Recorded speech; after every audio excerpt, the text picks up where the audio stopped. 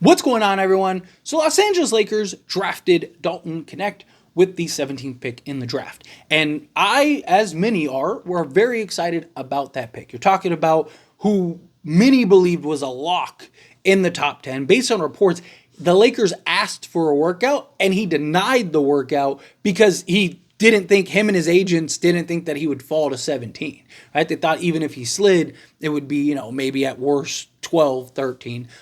So again, based on reports, but he's a guy that is looked at as a guy that can really make an impact now. Excellent shooter, excellent mid-range. Like, he's a legit 3-level scorer, second in lane agility in the combine, as well as shuttle. He was number 1, I believe, in that regard. This is a guy that's got good size, good athleticism, good versatility. Not really a playmaker, but again, can make a play, find the open man. He could take guy off the dribble. He's got a pretty good first step. I really do think that he's a guy that has the potential to crack the rotation now, be a real quality rotation piece, and even when we get to the playoffs, could, I think, find some minutes. And more likely than not, a lot of people are kind of looking at it, and I agree too, is he's probably the Taurean Prince replacement. I wouldn't mind keeping Taurean Prince, right? You can't really have too many shooters, right? Especially with the type of offense that I believe J.J. Redick is going to want to play. Having Taurean Prince, I think, could kind of still go a long way, right? But we'll see. Time will tell. What I want to talk about in this video is the possibility of Austin Reaves now being expendable, right? I want to start by saying that I don't believe that the Lakers are going to trade Austin Reaves. I still think that the Lakers are going to do everything they can to keep Austin Reaves. J.J. Redick seems really high on Austin Reaves, and Austin Reaves seems really high on J.J. Redick, and there's kind of this thought that J.J. Redick can kind of get more out of Austin Reaves and kind of elevate him even further than he already was, which would be great, right? Austin Reaves was still good last year, right? Everyone's kind of disappointed in Austin Reaves, myself included, because we had this expectation. There was this thought that Austin Reaves, based on the previous year, was going to be this level of standard. And he just wasn't. He was like, a couple notches lower. But he still would have been, if he would, the biggest problem was obviously defense. He really struggled defensively. However, in the playoffs, he was actually good, right? He's not elite. He's not anything like that, but he was serviceable. He was what we needed him to be during the regular season.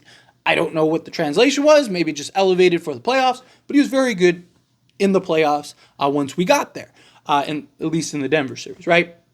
But particularly, it was his lack of shooting last year, right? He wasn't as crafty and aggressive at times, but he also couldn't shoot the 3-ball to save his life. I mean, for a good majority of the season, he was like 29 to 30%, 32% for literally a quarter of the season, and just really had his struggles. And, he kind of balanced out a little bit, but it was just this wave. It was like he'd have 3 or 4 games where it was like, Austin Reaves, he's back, baby, dropping 20, looking great, hitting outside shots, cooking, closing, doing all the things that we knew Austin Reaves could do.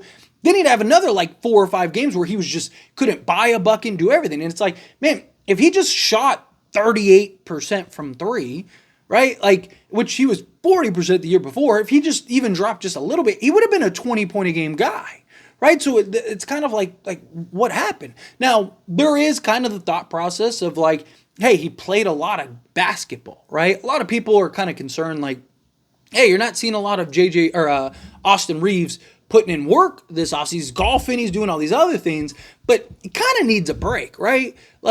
He went from basically playing super heavy minutes and had his emergence when LeBron went down, then went on a deep playoff run, then immediately went from the deep playoff run into Team USA, and then went directly from Team USA into training camp, then directly into preseason, then directly into playing all 82 games of the regular season, and then round 1 of the playoffs, right? So talk about a guy that played a lot of basketball over the last, year or so, right? So I'm okay with him kind of, letting his legs breathe a little bit, kind of unwinding and then ramping it up as we get into the offseason and training camp and all that stuff, right?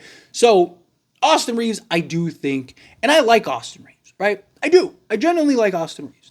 And I'm all for keeping him. But my thing is that if you can get a clear upgrade, you do it, right? Austin Reaves is good, but he's not Michael Jordan in his prime, right? Like, the guy is a good basketball player.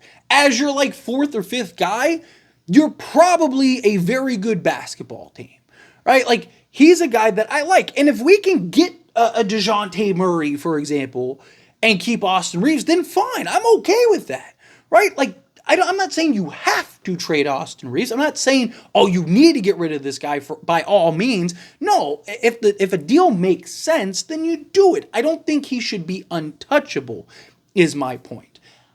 But I do understand the kind of reservation.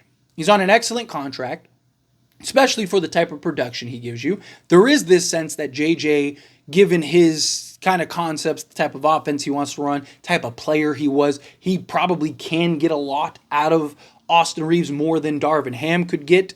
Also, Darvin Ham loved to play Austin Reaves like your primary playmaker, which he just wasn't ready for that. And I'm sure that caused trouble at times, right? So there is consensus that JJ will make him better. Right? Then there's also the fact that like he plays really good off of LeBron, off of AD, being able to be that third, fourth, fifth guy. Right? You need that kind of guy. You need an Austin Reaves in a lot of ways. Right? But talent trumps everything.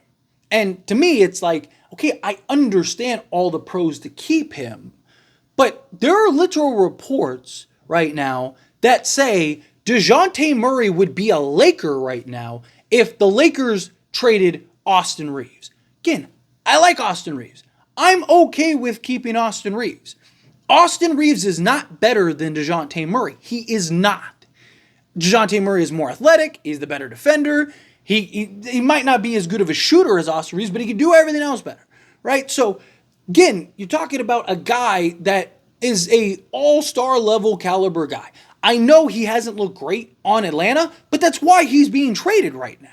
Because the fit just didn't work. I think a lot of people forget how good Dejounte Murray was with the Spurs, right? I mean, you talk about a guy that was an all-defensive guy, all-star, led a Spurs team that had no business being in the playoffs, in a stacked Western Conference, into the playoffs, and was out there cooking, right? Do a little bit of everything. I really like Dejounte Murray. Now that you got Dalton Knecht, there is this kind of like, okay, maybe we can get away with getting off of Reaves, right? Like, maybe Reaves can, you can unload Reaves, and then now you got Dalton who can come in and play that role. And Dalton's a bigger, stronger, kind of more athletic Austin Reaves. There's a lot of people throwing out that he's already better than Austin Reaves. Like, can we chill on that, please? Because, again, Austin Reaves is a good basketball player. And Austin Reaves is proven, right? He may not be the superstar that many people thought he was going to be, but he's still a very good basketball player. Dalton hasn't played a game yet, right? Now, that doesn't mean that Dalton may not be better. I mean, it's very possible. Like, Austin Reaves isn't so good that it's like there's no way Dalton could be better. But, again, like, let's cool expectations here a little bit. I'm looking at it as, even if he's not as good as Austin Reaves, but let's say he's like half or like, 30% of what Austin Reaves is. But now you have Dejounte Murray. And you have, say, Dejounte Murray, let's say, you can go with Knecht, Jared Vanderbilt, LeBron James, and Anthony Davis. And if Knecht can shoot 37%, 38%, which I don't think is far-fetched given that he's basically a 40% three-point shooter, but let's say, realistically, first season in the NBA, 37%. You could slot him alongside. He's not some elite defensive guy, but he's got the size, the strength, the wingspan, the athleticism to stay in front of guys and be a defensive guy. You just need him to be serviceable, right? And now you got Dejounte Murray. So you get the upgrade in Austin Reaves. You may even be able to keep some of your assets, right? You might not have to trade all your picks and all your pick swaps and all this stuff. You may be able to get, maybe you can keep a first if you give up Austin Reaves. Now, if D'Lo opts in, maybe you could take D'Lo and that first and go get something else, right? Maybe you go get a Cam Johnson or something. And now you got, say, Deonte Murray, Knecht, Cam Johnson, LeBron James, and Anthony Davis, right? Or if, let's say, Knecht, you kind of weary about him starting, okay, move Max Christie into that role. Or keep Taurean Prince. I know people aren't super sold Taurean Prince, but you just need somebody serviceable at that 2 guard at that point, because you have DeJounte Murray, you'd have Cam Johnson, you'd have LeBron James, and you'd have Anthony Davis, right? Like, you're in good shape in that regard, right? So, to me, again, I don't think the Lakers trade Austin Reaves, but I do think that there is an argument now to be made that it's a little more digestible if that were to happen, right? That Knecht can be a guy that can fill that Austin Reaves role. He's a guy that's looked at, that is ready to come in now. I mean, him and Zach Edey were looked at as the 2 ready-made NBA guys, NBA-level bodies, right? Skill set, all of that. He's got the IQ, probably plays well off LeBron and AD. So there is this thought of like, hey, he may be able to kind of fill some of those shoes. I'm not saying he has to fill all of Austin Reaves' shoes, but can he fill some of them?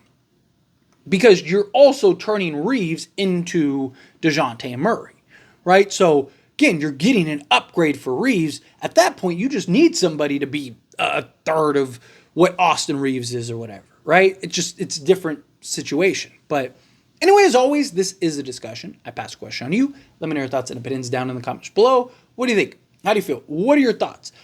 Do you think that, yes, now that you got Knecht, he kind of makes Austin Reaves expendable? Do you think, no, you have to keep both of them, even if it means DeJounte? Again, I don't want to trade Reaves just to trade Reaves. But you're talking about, if you can really get DeJounte Murray, that's a no-brainer. Go get him, is my point. But anyway, again, how you feel, whatever your thoughts are, let me know down in the comments below. That being said, if you haven't liked this video, hit that like button. Helps me a lot. Helps me enjoy these types of videos, and I truly appreciate it. Not subscribe to the channel, hit that subscribe button. Turn on the bell notifications. Appreciate y'all. See you in the next one. Thank you.